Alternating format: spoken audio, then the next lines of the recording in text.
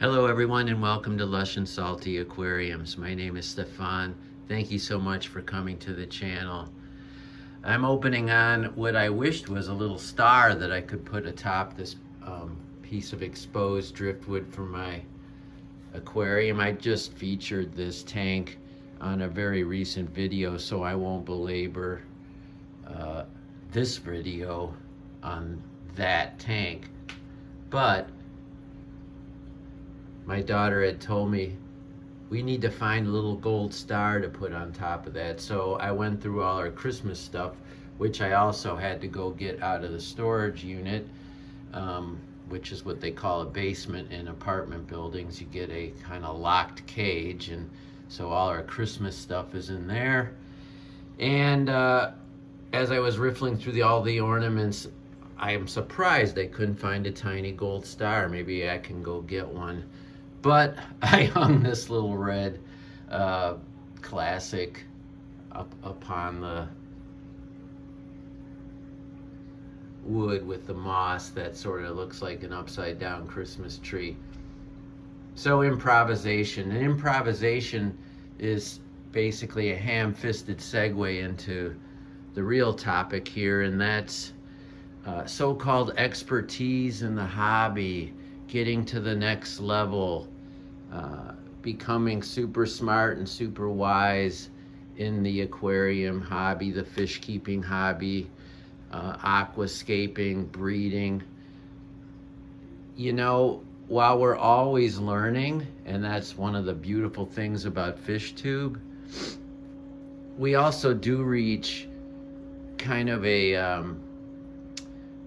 plateau, and I don't mean that in a bad way, like, oh, this is as high as we're gonna get, but a comfortable space and place in our hobby, in what we're doing, to where it's never gonna be autopilot, oh my God, far from it, but there's a sense that in general, on a daily basis, things are more than less, not more or less, but more so than less at what you want, at what your expectations are.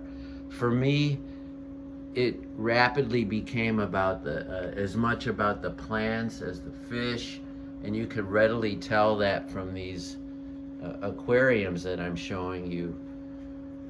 They are like the freshwater corals to me. And while fish is where everything ends or begins in this hobby, plants are a really beautiful middle portion that can be just as challenging, if not more so, than a lot of the fish we keep. Maybe because high-tech planted tanks are relatively new to most people in America, if not the world. Takesha Amano, if I'm saying his name right, with his Nature Aquariums and the father of the ADA company in Japan, basically brought the importance of plants into the mainstream, if you will, and even now it's not really a mainstream. It's still a niche, but I love it, and I'm all in on it. It's funny when people watch these videos and they think I'm fairly fairly learned when it comes to freshwater plant keeping, as we look at the affectionately named red swarm here. And I appreciate that compliment, and I'm not gonna toss it out. There are a lot of things that I think I know. I've reached a plateau where I think I'm in pretty good company when it comes to planted tanks. Maybe not filming, as you can see from this reflection of the lamp. Watch this magic trick. Now you see it, now you don't. But as I was saying, I have come to a plateau in the best sense of the word, where I think I have a handle on how to make things work more than less. Now, there will always be challenges, and sometimes that turns into disappointments. but not so often. I think I'm doing pretty good. And judging from the videos I watch of you people out there in fish tube land, you're doing pretty good too. Yeah, there'll be a power outage or a storm or some sort of catastrophe outside of our control. And I have watched some of that over the last couple of months with some of you with the horrifying weather. When I lived in California, my biggest fear was an earthquake. Well, they just had one mostly out at sea, but I always worried, not for my own well-being or my family's. I figured we'd just get scared and a lot of shit would break, but for my aquarium. At the time, I had a big saltwater marine aquarium. As a matter of fact, if we venture into the dining room, you all know it as this tank, the freshwater display. And this was a marine tank, and I was terrified that, you know, a 6.2 or worse earthquake and that thing would come crashing down. I even went so far as to buy bolting strips, like straps you would string on top your car, you know, to carry luggage or something. Yeah, that would work. I mean, there's a lot of metric water in here, metric weight, ton, not a ton, but a pretty high amount. And that pressure from a rumbling earthquake would be too much for any aquarium, really. And that's what scared me the most late at night. But I've seen what weather can do to other people lately,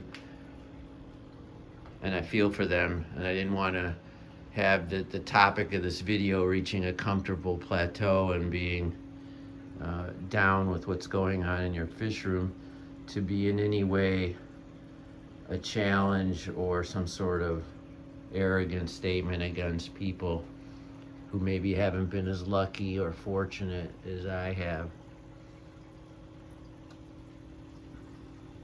But as I was saying, I became pretty good with my fundamental understanding of growing aquarium plants. But it's no big, there's no secret sauce. The better the light, the better the substrate, the better the filtration, and being mindful of your water gardening, those keys, that's all you need to know in terms of the headlines. Now, obviously the copy, the paragraphs and paragraphs, or, you know, words and knowledge, all of that's in the refinement. In a way, that plateau is sort of like, think of it as an engine. You've got the engine of your fish room. It's at the horsepower it needs to be. It's calibrated, and it starts and runs smoothly until it needs some attention. The knowledge, the new knowledge, is like tuning that engine. It's not getting a new engine, switching out the engine, radically transforming the engine. It's the endless tinkering and tuning in our garage, if you will, the metaphor, aka fish rooms. Tuning what we know, and more that tuning of what we know becomes an intuition about what's going to happen in this aquarium with these plants and with these fish.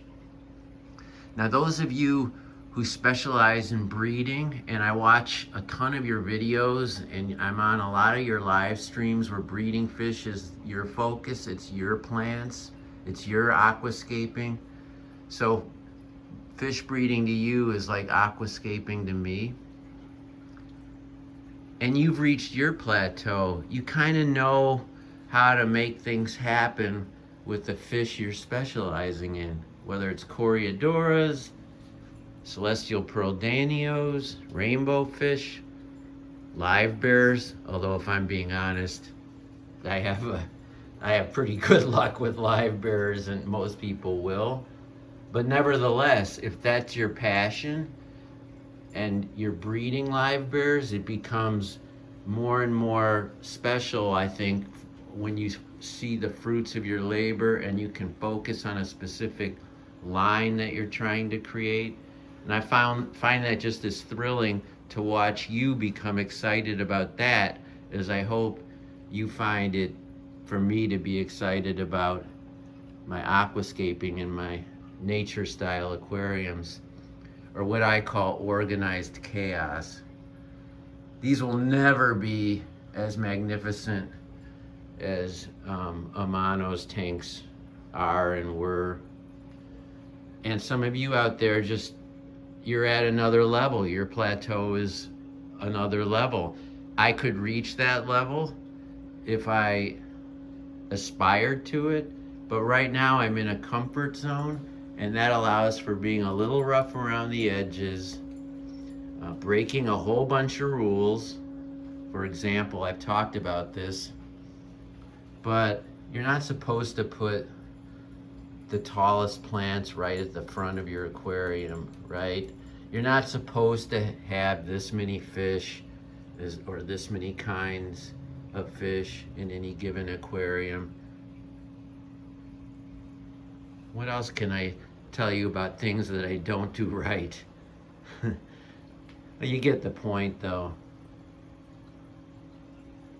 I've reached a comfort zone with aquascaping and nature style aquariums that suits me. When I do stretch, it's tuning the engine. For example, and I've only done one video on this tank, so this is really just the second. Venturing into the Iwagumi style, which comes from Japan, hence the name, meaning rock formation, literally. And this is my take on it. Violates a little bit of the rules, but I tried to adhere to some of the big ones. Odd number of stones, minimal amount of plants. I've got a bunch of my Endler fry growing out from one line, from the Black Fire Endler, which I find to be stunning. And I thought ultimately I'll just have a group of males in here.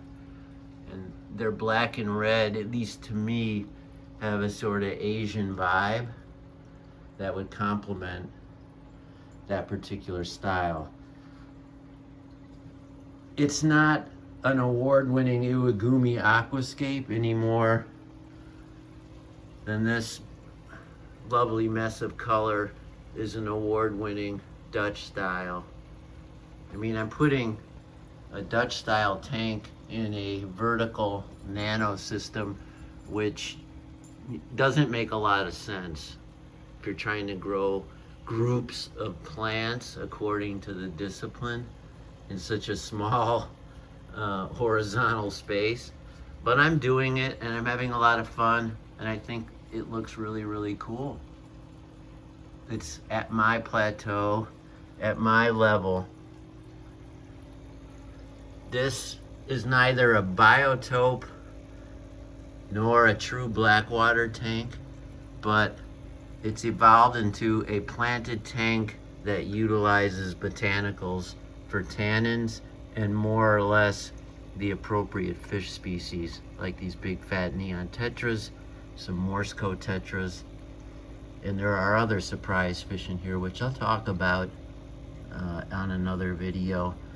But this is not a true biotope any more than it is a true blackwater aquarium, but it's my take on it. And in the end, isn't that all that matters? If you're happy and getting so much value out of your hobby as I am, as I know a lot of you are. Once in a while when I watch people do their I'm done with the hobby, tearing down my fish room, those sorts of, I know it's not clickbait, although headlines like that, take it from a former advertising man, that's clickbait. Nevertheless, I know people mean what they're saying. They've reached whatever the opposite of a plateau is. Or maybe they've reached a plateau in the most negative sense of the word. Like, is this all there is to a fire? Is this it? Why aren't I happier? And so, in the holiday season, when everybody's nostalgic and all our wives are watching rom-coms and all the kids are coming home from the holidays and going to the bars and meeting their high school sweethearts and making out in alleys as the snow is falling and all that sort of meditative, romantic stuff, I thought it was appropriate and in a way, in a sentimental but nice way, to talk about my thoughts and feelings about reaching a comfort zone or a sweet spot in a hobby. And in the end, I can only wish all of you the same thing.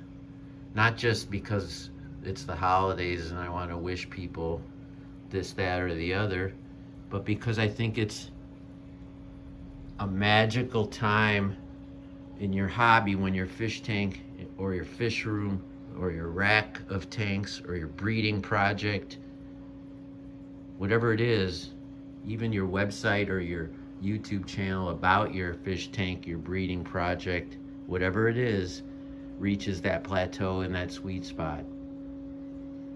So on that note, folks, thank you for joining me.